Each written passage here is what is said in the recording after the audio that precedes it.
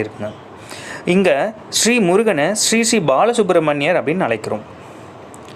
பக்தர்களினோட விருப்பங்கள் எல்லாத்தையும் வழங்குவதால் சக்தி வாய்ந்ததாக இந்த கோவில் அமைஞ்சிருக்குங்க.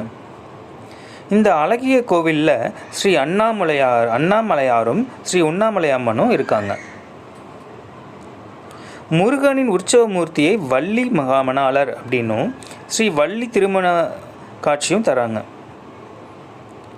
இங்குள்ள முருகப்பெருமான் ஒரு வீட்டை வாங்குவதற்கு அல்லது விரும்பும் ஆசைகளை வழங்குவதாக எல்லோரும் நம்ம நம்புகிறாங்க. இன்னும் கொஞ்சம் டீட்டெயில்டாக பார்க்கலாம். அஸ்வமேதம் யாகம் நடத்த ராமபிரான் குதிரையை ஏவி விடுறாங்க. அது பல இடங்களையும் கடந்து வால்மீகி முனிவரின் இருப்பிடமான ஆசிரமத்துக்கு பக்கத்தில் வந்ததுங்க. இந்த ராமருடைய பிள்ளைகளான லவனும் குஷனும் அந்த குதிரையை பிடிச்சு வச்சு மரத்தில் கட்டி வச்சிடுறாங்க.